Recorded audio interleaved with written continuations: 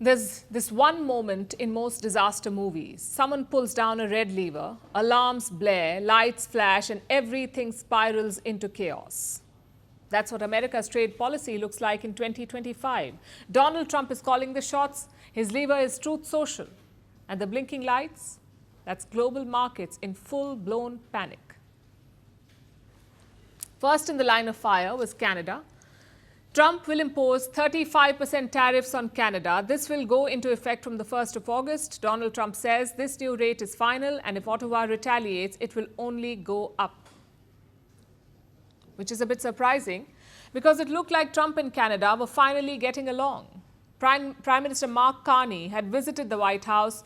He held a cordial meeting with Donald Trump. The two leaders also met at the G7, so these 35% tariffs seem sudden. But Trump does have a reason. He says the tariffs are over the fentanyl crisis. A short primer here. The US has a drug crisis. An alarming number of people are dying because of drug overdose, mostly fentanyl. Donald Trump says it comes from Canada, Mexico, and China, so he has slapped tariffs on all of them for failing to stop the flow of fentanyl into the US.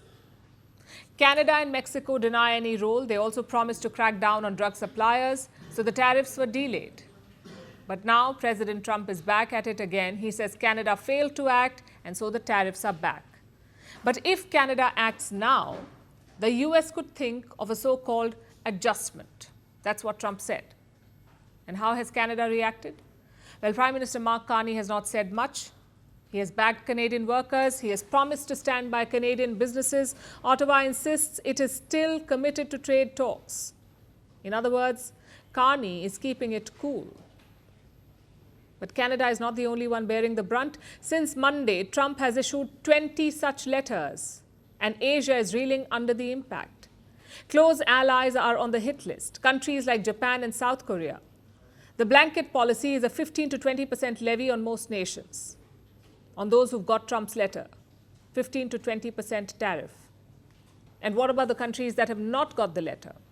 Well, they aren't safe either. Donald Trump says this is only the beginning. So more tariffs could come. But what exactly is the US president trying to achieve? Trade, in Trump's world, is a loyalty test. Tariffs are not just economic tools, they are bargaining chips. In theory, it's a bold plan to revive American manufacturing, but in practice, it is a geopolitical migraine. Some countries get deals, others get deadlines. Many get both or neither, depending on the mood in Washington that week. And let's get one thing out of the way. No one is winning this game. Everyone stands to lose. Trump may sell this as a patriotic victory, but behind the scenes, even these supposed winners are nervous. Take Vietnam. They rushed to strike a deal first. But the ink was not dry before Trump raised the tariff to 40%. Vietnam blinked. Trump doubled down. And now their manufacturing economy is rattled. Then there's Japan. It held many rounds of talks with Washington. It offered concessions. None of that saved them. Meanwhile, an Indian team is heading back to the US. They will seek clarity on the recent announcements. Also resume trade negotiations. That said, what should countries do? How do they deal with this ridiculous, haphazard policymaker that is the US president? They have a new deadline, August 1st, but it may or may not be final. And in this time, in these 3 weeks, countries have to bend, break, or bluff. Some, like Vietnam, are negotiating out of desperation. Others, like Japan, are playing the long game. And Canada, they're strapping in for another round of trade war chicken. Because one thing is very clear here. Trump's tariff tsunami is not about trade, it's about control. But in 2025, America must realize that trade is not a one-way street. It is a tangled web of supply chains, mutual dependencies, and decades-long relationships. Unraveling it is not just messy, it is dangerous. If this is a disaster movie, then we are way past the sirens now. Firstpost now available in 9 languages on YouTube.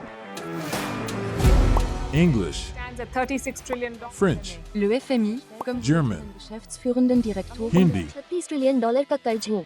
Indonesian, Pemerintah tanpa pemeriksaan. Italian, Sekali radikali. Japanese, $4 trilhão. Portuguese, Por causa do próprio balanço patrimonial. Spanish. Beautiful bill. Go to Settings, click on Audio Track and select a language of your choice. Be the first to know what's happening around you in your first language. Firstpost.